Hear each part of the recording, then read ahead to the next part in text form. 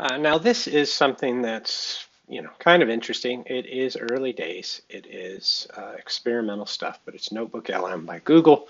It's meant to allow you to add a bunch of sources to be kind of that primary layer of data that's consulted with regard to creating facts and answering specific questions here. In this case, I've added a couple PDFs from open source textbooks, a URL to a biology site on LibreText, the text from your outline in Canvas, and that's about it right now. But you could add more stuff. I think you can get up to 50 sources.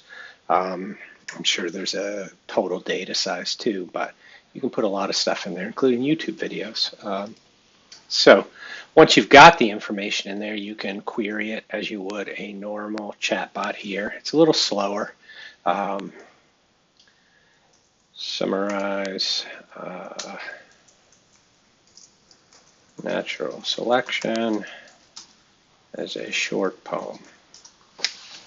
Let's see how it does with that.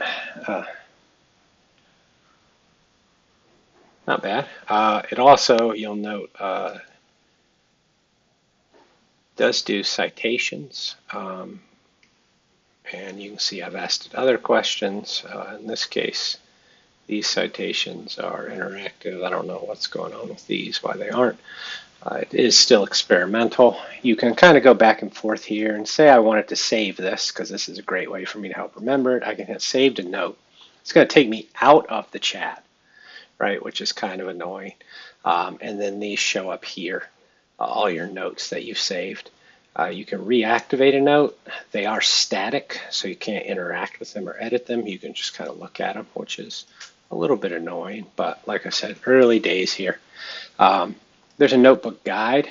In this case, I've already generated an audio overview, so this will create a two-voiced podcast-like summary of all the content. So we can hear.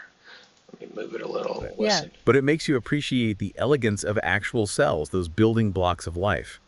Speaking of which, the textbooks mention this incredible organization to life, how everything fits together. It's like zooming in and out with a microscope. It really is mind-boggling. So pretty amazing that it can do that. In the original demo, you could interact with it and ask it questions and the audio would change.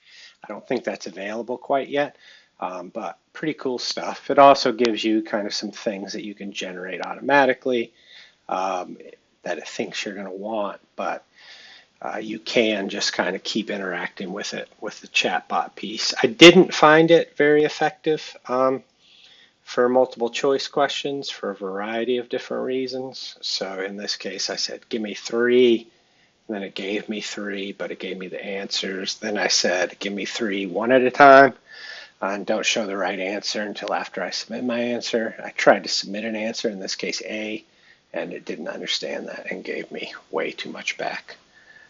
So not an answer to the multiple choice thing at this point, but a pretty interesting tool that might be of use to you or your students.